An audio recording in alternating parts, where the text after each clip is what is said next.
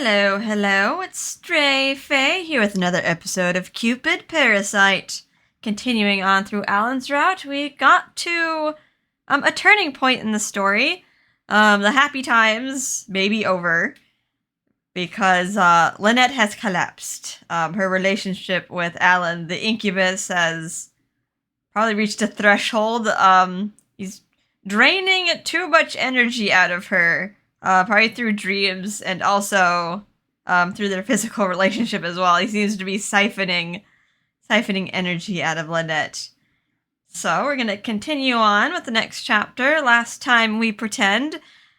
I'm guessing Allan's gonna try to keep distance away from Lynette, but ultimately they're not gonna be able to. So they're gonna just pine for each other, and then they're gonna have to find a way to be together without killing each other. Toxic relationship here, literally.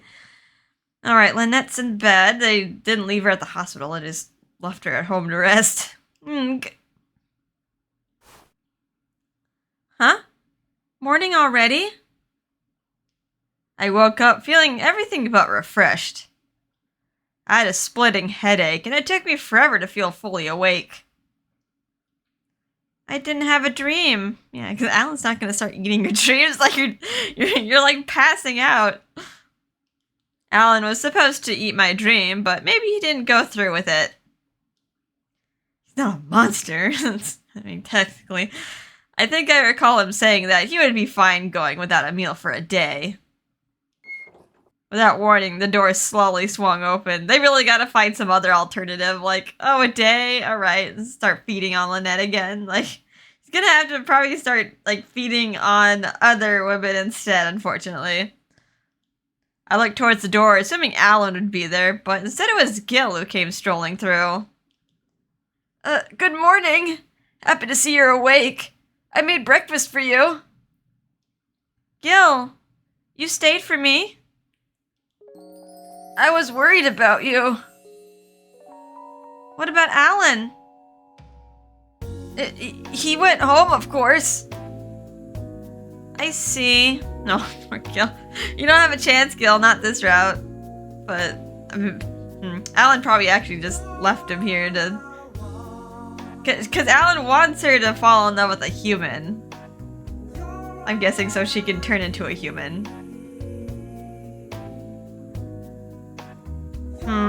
Did you wake up? I'm going to work. I'll leave you with Gil, so you rest well today. Bye, Clarice. Clarice popped in for a second and then left, waving her hand. Gil nodded as we watched her go. That's right. You need to rest up. My work's calmed down a bit, so I can take care of you all day. What? It's okay. You don't have to do that. I'm pretty sure I was just tired. That means you really need to rest. Don't underestimate fatigue. Now don't leave the bed. I'll bring you your breakfast. Getting pampered by Gil again. He scolded me for my stubbornness and then left the room. Gil always makes such a fuss over nothing. Still, I've never collapsed like that before, so I guess I understand why he might be worried. I sighed deeply. My head was pounding. I ached all over, and I was pretty sure I was running a fever. That's bad. This is way different from the other nights. You were so elated for the past few weeks. And it came all crashing down. I had no idea goddesses could get so exhausted. Of course, only the deconsentees have divine knowledge about the gods themselves, along with humans. A low-level goddess like me just does what she's told. Celestia is almost like one of those awful corporations I've heard about. The Black Company, overworking the lower gods. Here you go. Make sure you eat everything. Gil came in carrying more food than I could possibly handle. Haha. Gil, there's no way I'll be able to finish all that. Seriously? I just figured that if you had a big breakfast, it would help you get better quicker. I mean, sick people need, something easy to eat, though. Well, I appreciate the thought. I'll eat what I can. Gil's gonna go overboard for her. He handed me a spoon and I started off with the chicken noodle soup. So good! This is exactly what you need when you're not feeling good. It reminded me of that time Gil took care of me that day I was feeling woozy after Clarice and I had gone out the night before. The gentle combination of flavors from the chicken, veggies, and broth started to warm up my insides. Gil went out of his way to come help me. He always listens to what Clarice has to say. Okay, right. Lynette's so whoosh in this route. She's like, Gil likes Clarice. You must really like her to value her opinion so highly. He really is the lovelorn parasite after all. Then I have to help Gil with his love life. He may not be a member anymore, but he's still my friend.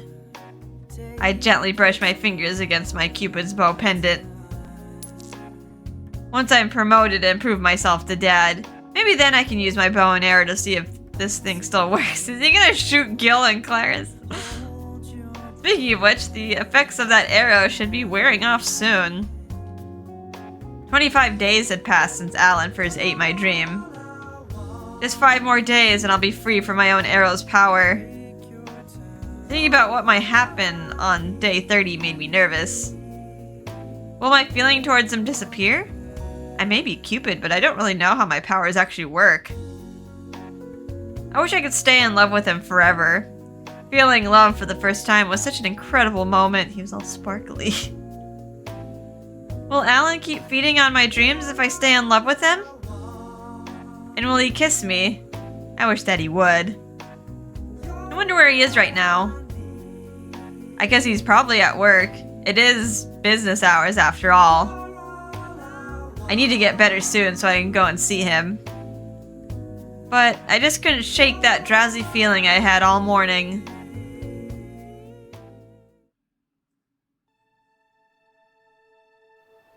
Oh, Allan Melville on the rooftops being moody. I watched her through the window, but instead of going to her, I made my way to the roof of the building. He's watching her from afar. Like some hero or villain. She still hasn't recovered. I used my demon's eye to steal a glimpse of her soul's color. Her life energy has clearly been declining ever since that day. There were no signs of recovery. It's all my fault. I should have noticed the condition her soul was in earlier. What the hell am I doing? I got carried away, indulging myself in pointless love affairs. Oh, why can't I just stay focused on my own goals? I've been mimicking humans this whole time and looking at her with human eyes. I never noticed a subtle change in her. It was a kind of anomaly I would have detected immediately if I made use of my demonic abilities. But I wasn't able to do that, all because of my selfish desire to pretend to be human while she was around. But there's no point in pretending anymore, is there? I've done enough damage, but there's no turning back the clock. I've sinned enough to be considered a greater demon at this point. Which means before he was a lesser demon. How can I help her get better? I thought that if I left, that would take care of it. But in the end, even that failed. I'm completely worthless. Nothing has changed since the time she was in college. Been watching that long? I should have to put more effort into getting Gil to get closer to her. But I just couldn't do it. I always felt like I was too tainted to be near her. Oh, you mean like...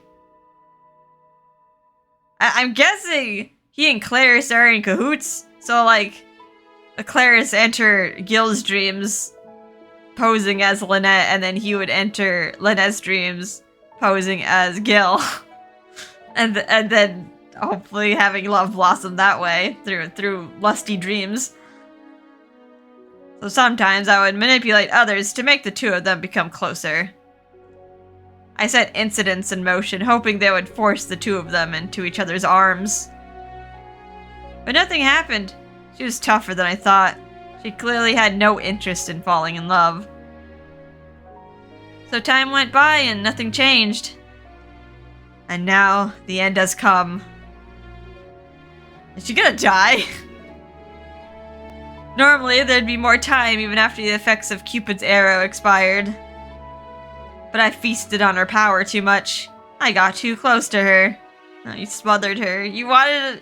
No. I know, like, he loves her. But yeah, she ended up smothering her.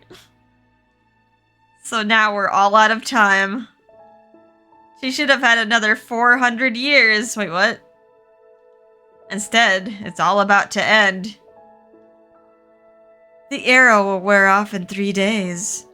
And when the time comes, I'll have to enact my final plan. I was hoping I wouldn't have to, but I have no other choice. If I want to kill a goddess. You mean like killing the goddess in order to let Lynette the human live, right? Like, okay, that's interesting. Maybe does Lynette have a lifespan? She says she's been living forever, and it seems like the gods live forever, but he said she should have at least 400 years. Like, do maybe the lesser gods have a lifespan? Versus maybe like the deconsentes being like true immortals? Because like she is the 87th Cupid, so like I guess they get some of the other Cupids just like fell in love, and some of them accidentally got off by Minerva, but yeah, I guess she has like a time limit, and that 400-year time limit is just like kapoof. Allan ate it. A few days later, back to Lynette's perspective. I think I might be feeling better. I did a quick evaluation after I finished the breakfast that Gil had made for me. I'm so glad! You look much better now. Thanks. I think I'll probably be able to head back to work tomorrow. You have a meeting today, right? Don't worry about me.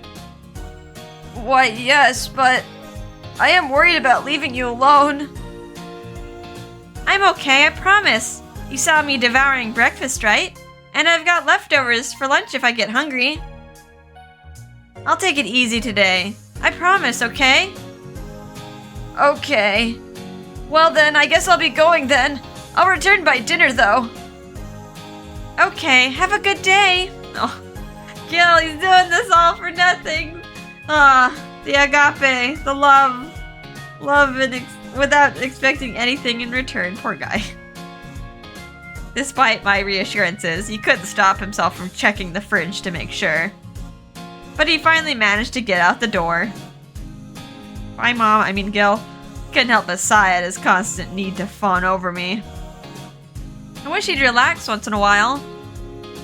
I probably could have gone into work, but since I had a fever the night before, I decided to call in sick just to be safe. After collapsing at work, it's only natural everyone is worried about me. But all I wanted was to get back to work. As long as I was stuck at home, I couldn't stop myself from thinking about Allan. Wonder what he's doing right now. He didn't come to see me once the entire 5 days I was sick.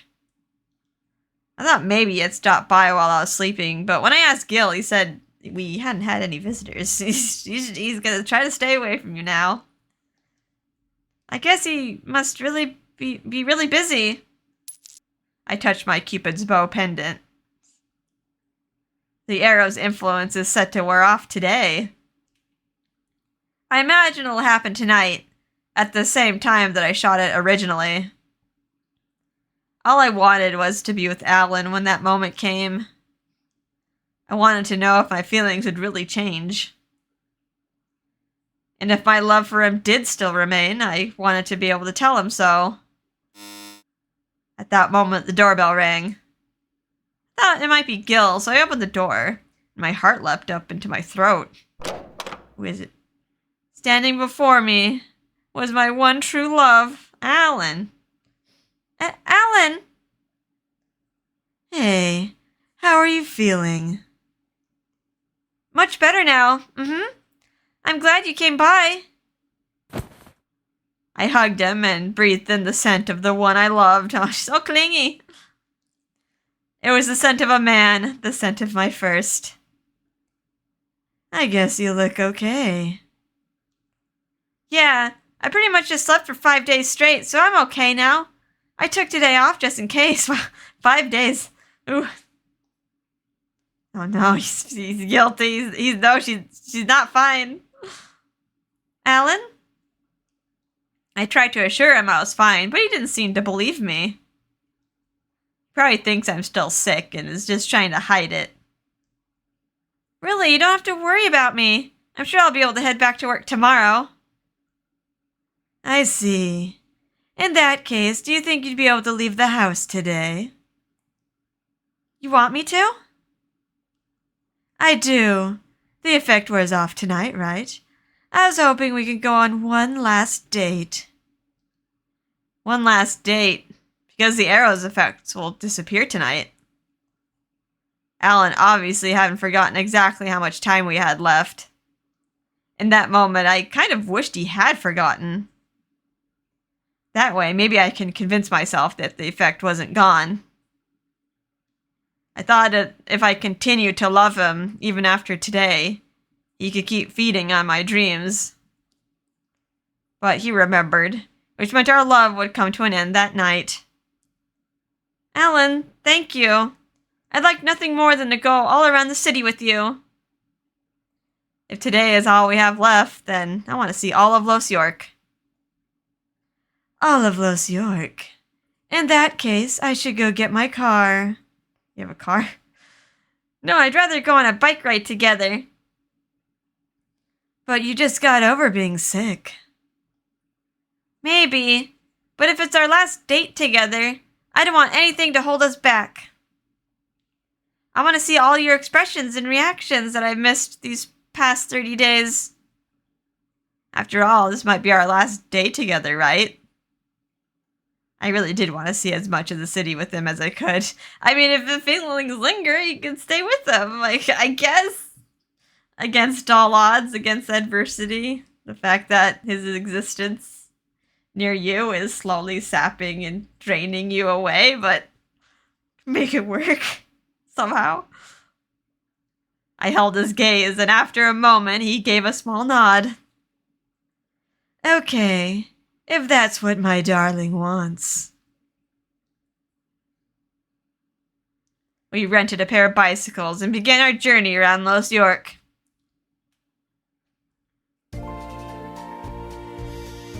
First off, the museum. We never actually been in the museum together. We parked our bikes and went inside. Is it open? Last time I was here was with Raul. I felt like I'd probably have a different experience this time. Imagine it'd be like, yeah, it's closed. Some celebrity just like booked the whole thing, reserved it. It's like, oh.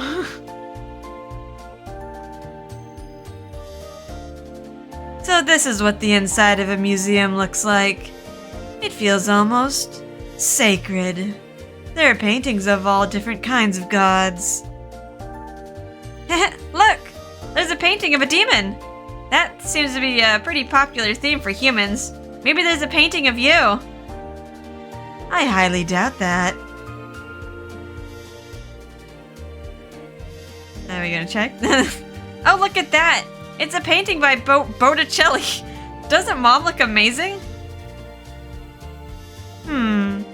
There's also a painting of you, naked. Is it the one with the baby? What? the Cupid baby? It doesn't really look like you, though. Your legs are longer, and you have way bigger. Way bigger what? What? Not so loud, you're embarrassing me. Way bigger what? We talked about silly everyday things and wandered through the museum, just like any other couple. There are paintings of terrifying demons and divine gods. There are also paintings of humans and beautiful landscapes. Together, we took them all in.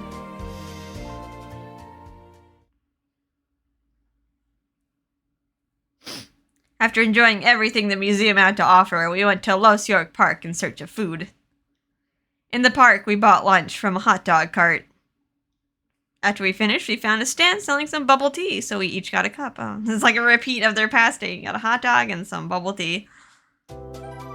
So good! I can't believe you were the one to suggest bubble tea. You must really love it now. I'm glad you have your appetite back, but are you sure you're okay? Not feeling sick to your stomach? Let me know if you start feeling sick again. I'm fine, I swear, but thank you for worrying about me. Besides, this is your favorite, right? I just wanted to enjoy something together with you. It's kind of sour, but I like it. Right? I'm glad you come to enjoy the sourness. Wait, didn't she say it was sweet before? Actually, bubble tea is really sweet. Okay, she's just like agreeing with them, but it's not actually true. I got my hopes up as like, maybe she's becoming a demon and like getting a sense of taste. Like, nope. But I didn't feel the need to tell him that. It was enough for me to have a secret about him that only I knew about. I saw it as proof that I was the only one who really understood him, so I decided to not correct him. After all, we're in love, right? It's only natural to want to keep all your lover's secrets to yourself, right? You're the one who knows the most about him. As we finished our bubble tea, we came to the main stretch of 7th Avenue. We noticed a furniture store and prattled on like a couple of newlyweds. Hey, you mind if we check this place out? This one here? Yeah. Don't you think that eagle lamp would be perfect for my place? You think so? But don't you already have an eagle lamp? Or some kind of bird lamp at least? Wasn't it a flamingo? Oh, that one's a flamingo. It's actually a little too bright, so I've been on the lookout for something a little more subdued. Ah, I see. But the flamingo lamp is so cute. Everything gets all pink when you turn it on. Maybe you could put them together. I think that would be super adorable. Wouldn't that be too bright, though? You'd probably have a hard time falling asleep. Realizing what he was saying, Allan just looked at me. The effects would wear off today, so we wouldn't be spending any more nights together. Yeah. I think you're right. They'll be really cute together. I don't want to carry it around, so let's come back another time. Why don't we go check out that jewelry store over there? Yeah, let's go. I was hoping to stop there myself. Maybe I can find something that looks good on me. We both stuffed our feelings down and just went on as if we were a normal, happy couple. But the moment when we couldn't pretend anymore was fast approaching. We realized that discussion of any possible future together was off limits. I wish I could just sleep in Allan's room tonight. Tomorrow night, the night after that. Pick yourself with the arrow again.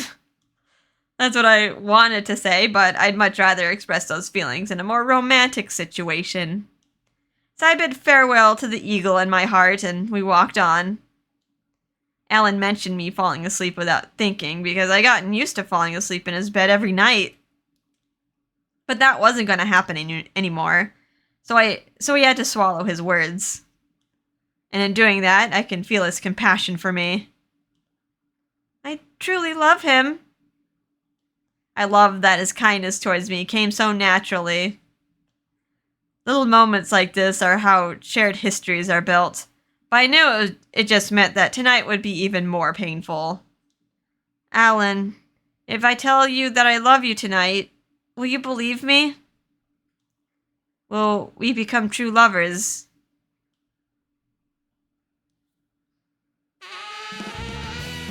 Okay, after that we arrived at the local amusement park. Okay, all of them have to go to the amusement park. I couldn't help asking to come here. I'd always wanted to visit an amusement park with someone I liked. The House of Constantine. Or the haunted manor?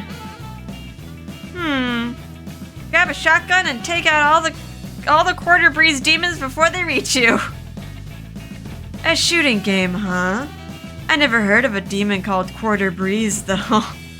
It's how fast your quarters leave your pockets. So we get to fight a bunch of demons that not even a fellow demon has heard of. Isn't that exciting? Let's try it. Are you sure you're okay with scary stuff like this? He's like, what? You're too young, child. You can't be shooting things. Sure, as long as I've got you by my side. True. I guess there's not much to be afraid of when you got a literal demon by your side. We kept joking around with each other as we checked out the other attractions.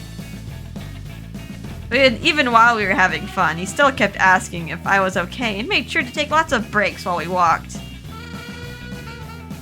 Here, I got you some juice. Do you want to take a break? Thank you, Allan. But we already took a break earlier, so I'm fine to keep going. Oh, humans are supposed to like salty food, right? Why don't we go get some popcorn? But maybe that's too much food. We already had bubble tea. But that was like 3 hours ago. How often do humans get hungry? What about you? Are you hungry? You're starting to act like Gil. It's fine. I'm feeling really good right now. Maybe, but I can't help it. I feel like you might disappear at any second. Is that foreshadowing? You worry too much. I'm not going to just suddenly take off back to Celestia out of nowhere. Allan had been holding my hand tight the entire time, as though he might lose me the instant he let go. Hey, let's go for a ride on that roller coaster. I've always wanted to give it a try. Without warning, I felt my legs start to buckle. I was about to collapse. Oh no. Are you okay? Whew. Sorry about that. I'm not sure what happened. I just felt faint all of a sudden. I think I might need to adjust my mic. That's fine. Okay. Allan pulled me to him tightly, his lips a line of worry. It's like just being close to each other, like hurting her too. You're so warm. So are you. I buried my head in his chest and heard him let out a pained sigh. Is this really it? Huh? Nothing. Never mind. Listen, why don't we skip the roller coaster and go find a cafe to sit down at instead? What? Come on, I'm fine. You nearly collapsed. You really shouldn't push yourself so hard. Come on, let's go. Allan took my hand and led me away. Why is he being so overprotective today? The whole time I was sick and sleeping it off, he never came to see me once.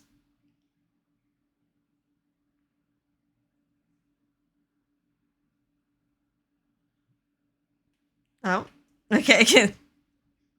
We arrived at the beach just as the sun started to set.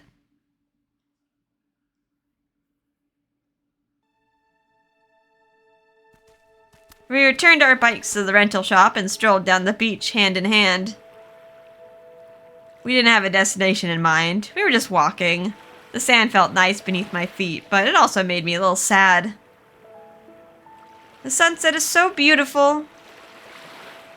Yeah. I had an amazing time today. Thank you, Allan. I'm glad to hear that. His hand gripped mine even tighter. His warmth pierced my heart. Sunset, which means it's almost time for Cupid's arrow to wear off. I had an early shift that day, so I would have shot the arrow around 7:30 p.m. When night falls and the time comes, I'll turn back into a Cupid that doesn't know love. How am I gonna feel about him once the arrow's influence disappears? I'm terrified of finding out. I wish that time never had to come. That's why I'm talking to him as if I've forgotten. I just want to tell him to forget all of it and keep going the way we have been. So, Allan, what do you want to eat tonight? What, for dinner? Yeah, let's eat somewhere really amazing. Like hamburgers, or fried chicken, or a nice thick steak sounds good too, don't you think? You want something with substance, huh? Since I've been eating sick food the last few days, I want something that'll give me some real energy. I see. Well then, let's get something that'll make you as happy as possible. I can hear a slight tremble in his voice. It was telling me that that moment would never come. I couldn't think of anything to say in response. I couldn't keep pretending. Not even gonna once the arrow wears off, she's like, alright, well, I'm done. No dinner, bye. Maybe because our time was so short now. Anything we said about the future seemed to carry that much more weight. Maybe he thinks that as soon as the arrow wears off, I'll vanish from his side. I mean, the love's gonna go, but it's not it's not like her feelings completely are just gonna vanish. She's still gonna, maybe see him either as a lover or a friend. There's still gonna be feelings there. I should make a proper declaration of love. I should tell him that even after the arrow's influence is gone, I won't ever stop loving him. I glanced up at the horizon and saw a warm, wistful sunset staring back at me. For some strange reason, seeing that made my chest tighten up. It reminded me of better times I wished I could return to. Feels like I've seen something like this before when I was with... blank? Huh?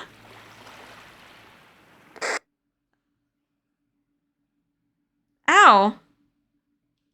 The odd vision that had just shot through my mind left me with a sudden splitting headache. What was that? That place I just saw. Where was it? A memory of a place I didn't recognize at all. And then, a feeling that I had forgotten about someone important.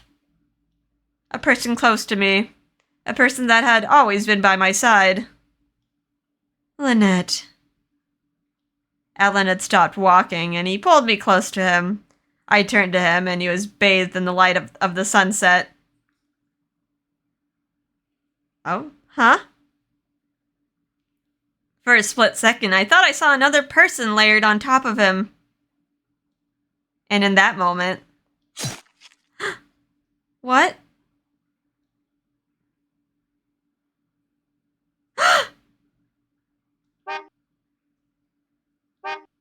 My breath catches in my throat, and a burning sensation spreads throughout my body. Wait! This is not the bad end, is it? I chose the right choices, right? What? You stabbed me! A violent surge of pain and loss comes flooding out of me. I feel something within my chest. Something that shouldn't be there. Why? I'm too afraid to look down and see what it is. But I can't ignore such an alien sensation. I look down. There's a knife sticking out of my chest. Allan, you killed me. I'm sorry. I had no other choice. Why? It's a demonic artifact. It's designed to consume souls. Allan's eyes are glowing, as if in a dream. They look as if they're about to cry. I'm so sorry. I took your powers from you. I'm a demon, and you're a goddess. And by growing close to me, you shortened your lifespan to just 1 year. My life? I was going to die next year. That's what I wanted to ask him, but I'm unable to form the words. If you continue on as Cupid, your soul will eventually disappear, which is why. He pushes the knife further into me. A bizarre pain I've never felt before courses through my body. How cruel! Why? I had to do this. I'm sorry. With the knife still between us, Allan pulls me to him and kisses me. The kindest, cruelest kiss you could possibly imagine. I'm sorry, Blank. I'm so sorry. I know he said a name, but I can't hear it. Is that her true name? They knew each other somewhere, but they can't say their names. Rain begins to fall. No, not rain. It's his tears. It's the first time I've ever seen Allan cry. He'd always had a sad, lonely look in his eyes. But he'd never shown any real emotion in front of me. So I could never tell what he was really thinking. After the arrow's effects have worn off, I had so many questions I wanted to ask him.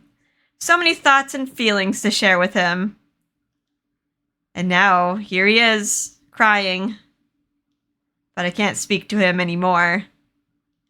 I can't even breathe. Allan, why do you always look at me with such sadness? Why did we become lovers? Was it purely an accident? Why did you say my soul would disappear? Why wouldn't you ever say anything to me before now? My mind is fading and the world is turning black.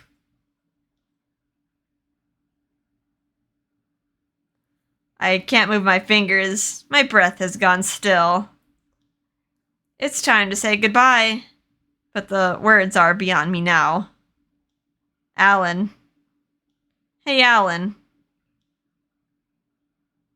Did we meet somewhere once before?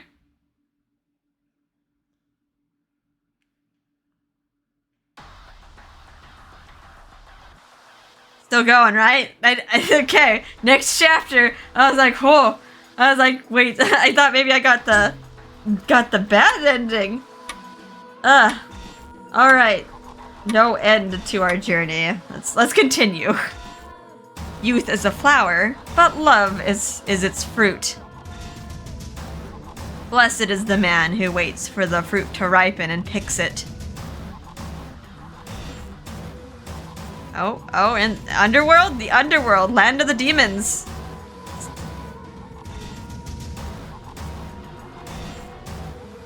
After claiming her soul, I return to the Underworld where I belong. It's the safest place for me.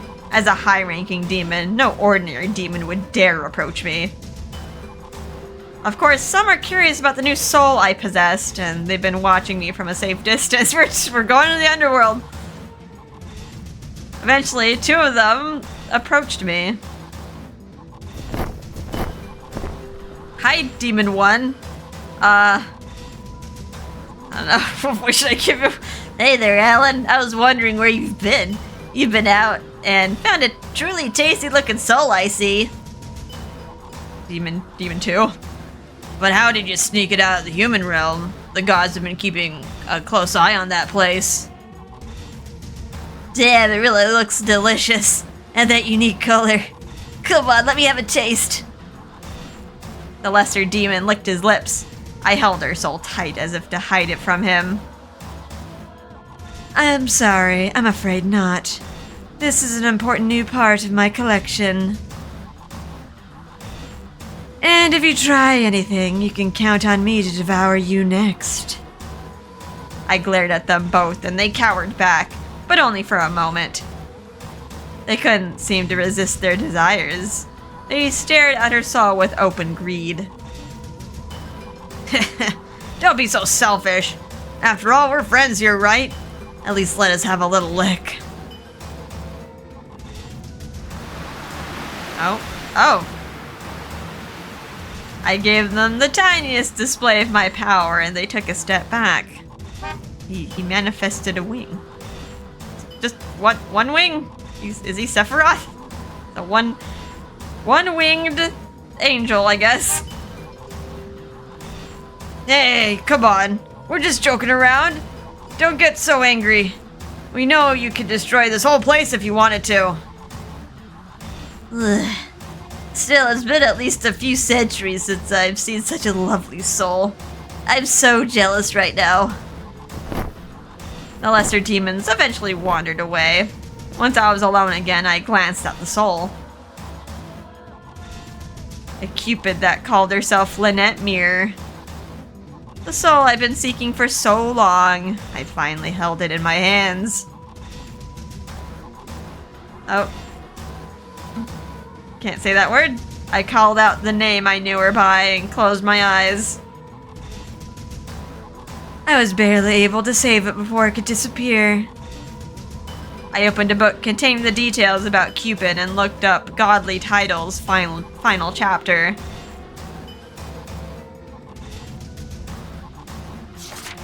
Ominous looking book with eyeballs. This looks like a dragon book. This book of vanquishing was written by Satan. Is he an oyster? Yeah, only the most powerful demons could hold it in their hands. Evoking the slumbering demon in the name of salvation is God's folly. His followers are the enemy. A false god cannot open the gate. At first, I was hoping to find a way to destroy the gods of Celestia. Only a demon of chaos with the power of reincarnation can become the world's true savior. I thought that if I destroyed Celestia, I could bring her back. That's why I sought a way to defeat Jupiter. To be sealed away is dark praise, given by almighty chains. To be so tightly bound may give birth to great wisdom. All I ever found was ways to seal the gods away. There was no way to destroy them, and no way for a demon to reach Celestia in the first place, so there was nothing I could do. But what if I did find... What I did find was something called Godly Titles final chapter. A god with a title and a duty has a limited time.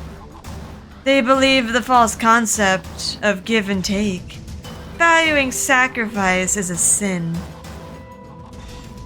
This taught me that Cupid can only exist for a limited time. Their power disappears after about 400 years. I learned of this when I first became a greater demon. At that point, Cupid was 379 years old. Okay, so it was 21 years ago. So she would disappear in about 20 years. I studied the Book of Vanquishing obsessively, looking for a way to save her. Then finally I found it. One chapter mentioned that Cupid would lose their bow if they fell in love with a human. A sense of compassion and care for another. This feeling cannot be comprehended. Such love strips the gods of their divine power. Other than another god, the only other option was a human. It was clear to me that a filthy demon like me could never fill such a role. That's why I wanted her to fall in love with someone else. I had no choice but to take direct action. It would anger the gods, and I would surely face retribution. It might even mean a war between Celestia and the underworld. But still, I carried out my plan, because she was more important to me than the underworld itself. I'd even give my own life if it meant she got to live. That's why I've gone through all this. A way to make her live as a human. The best option was for her to fall in love with a human man. But I failed, because I just couldn't let her go. If only I hadn't reached out to her. but I just couldn't help myself. And now I'm suffering the consequences. I'm not going to fail again. I will find a way to place her soul in a human body. Then she can live on as a human. It'll work for sure this time. If she can become a human, her soul can avoid destruction. Even if her form is different, at least she'll be alive. If she were to disappear as a god, reincarnation would become impossible. Living out her life as Cupid would cause her to vanish from this world completely. That's a sad fate awaiting any god who doesn't become part of the deconsentities. That's simply their way. In order to protect their precious humans, they would dispose of their fellow gods. I can never forgive them for that. That's why I've chosen rebellion. That's my way as a demon.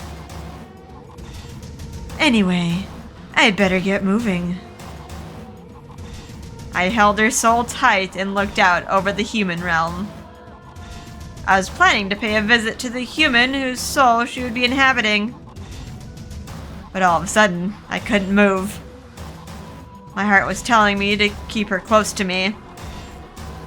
But I can't do that. I don't want to fail again, do I? I can't blindly listen to my desires anymore.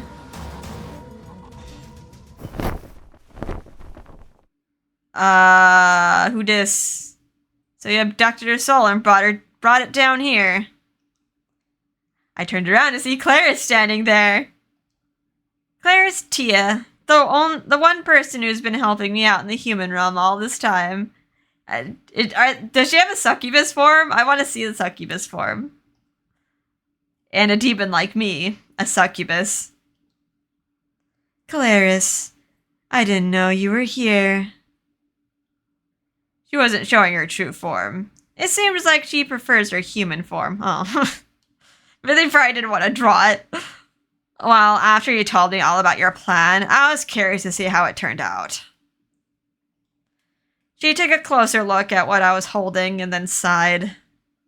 As a fellow demon, she probably couldn't believe what she was seeing. Still, she helped me out knowing exactly what my objective was. In order to help me make Cupid fall in love, Clarice had become her roommate. She showed Gil dreams and made him fall in love. She also pushed her to open up and make her think about love. But even then... I'm sorry. I had no other choice. Even after everything you did to help me. This is all my fault. I was completely incompetent. Clarice just shook her head. Don't mention it. It was nothing compared to what you're about to do. Are you really going to reincarnate her? I am. Why not make her become a demon instead? That way you can be with her forever. Once she's a human, you can never have her again. Even knowing that, you would still reincarnate her? Yes. My only wish is for her to live on. I couldn't ask for anything more than that. After all, that was my original plan all along. I only lost sight of my goal after she made me fall in love with her again and lose my focus. My dear love. I don't dare wish for us to be together again. I just want you to survive. She's really important to you, huh? Of course. Because she's my... Anyway, I have to go. I stood up, still clutching her soul close to me. The preparations are already complete. All I need to do now is bring her soul.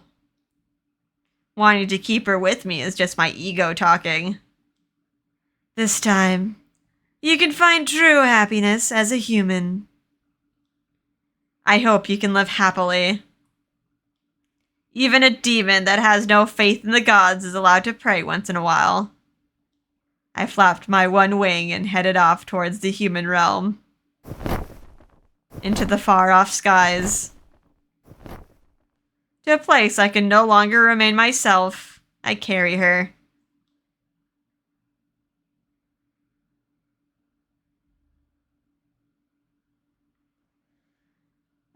Mania. According to that love theory.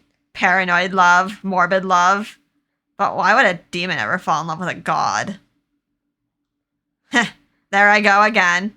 But I actually enjoyed working at that company.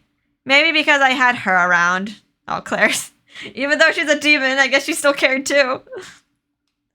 Go on then, Allan. Finish your mission. I'll be there to help, no matter what. I still wanted to see her as a succubus. Oh, okay. Catch me if you can. Alright. I want to keep going. Oh my god. Like, what was that? What was that twist? And I have so many questions, like...